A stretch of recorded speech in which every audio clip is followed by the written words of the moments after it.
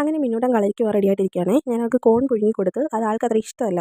പിന്നെ വീഡിയോ എടുക്കുന്നതുകൊണ്ടും ഞാനല്ലേ കഴിച്ചില്ലെങ്കിൽ ആശാനോട് പറയുമെന്നൊക്കെ പറഞ്ഞ് പേടിപ്പിച്ച് കുറച്ച് കഴിച്ചെന്നൊന്ന് വരുത്തി തീർത്തിട്ടാണ് അവൾ കളരിക്ക് പോയത്.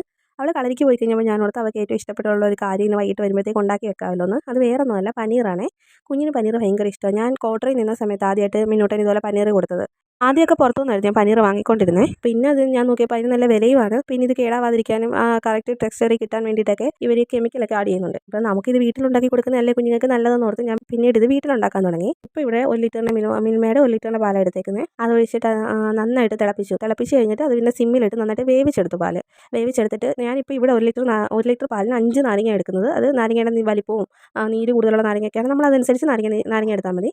ഇവിടെ ഞാൻ ഈ 5 നാരങ്ങ എടുത്ത് നന്നായിട്ട് പിഴിഞ്ഞ് വെച്ചിട്ട് കുറേശ്ശെ ആ തിളച്ച് വരുന്ന പാലിലേക്ക് ആഡ് ചെയ്ത് അങ്ങനെ ഇളക്കി എടുക്കുമ്പോൾ അത് പിരിഞ്ഞ് വരും. പിന്നെ നല്ല വൃത്തിയുള്ളൊരു തുണിയിലേക്ക് ഈ പിരിഞ്ഞ് വന്ന ഈ പാല് ഒഴിച്ച് വെച്ചു. എന്നിട്ട് ഞാനതൊന്ന് കഴുകി കേട്ടോ. തണുത്ത വെള്ളത്തിൽ ഞാൻ കഴുകിയിട്ടുണ്ടായിരുന്നു. അത് വീഡിയോയ്ക്കകത്ത് എനിക്ക് ആഡാക്കാൻ പറ്റിയില്ല.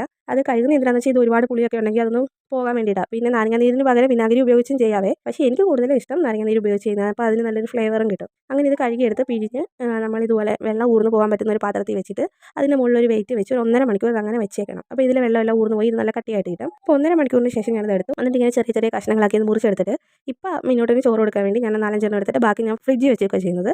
രാത്രിയിലാണ് ഇത് ഉണ്ടാക്കുന്നതിനും അധികം പണിയെടുക്കാതെ പെട്ടെന്നുള്ള എൻ്റെ പൊടിക്കൈയൊക്കെയാണ് ഞാൻ ചെയ്യുന്നത്. ഇപ്പോൾ ബട്ടർ പനീറൊക്കെ ഉണ്ടാക്കുന്ന വീഡിയോ ഞാൻ വേറെ ഒരു ദിവസം ഇടാം. അന്നേരം ഇങ്ങനെ പനീർ എടുത്ത് ഈ പനീറിൻ്റെ അകത്തോട്ട് കുറച്ച് ഉപ്പ് ഞാൻ ആഡ് ചെയ്യുന്നുണ്ട്. ഉപ്പ് ആഡ് ചെയ്ത് നന്നായിട്ടൊന്ന് പുരട്ടി എടുത്തിട്ട് പിന്നെ ഒരു പാനിലേക്ക് നെയ്യ് ഒഴുകി വരുമ്പോൾ ഈ പനീറിട്ട് ഫ്രൈ ചെയ്തെടുക്കണം. അങ്ങനെ 4 സൈഡ് നന്നായിട്ട് ഇതുപോലെ ഫ്രൈ ആയി കഴിയുമ്പോൾ ഓഫ് ചെയ്യണം.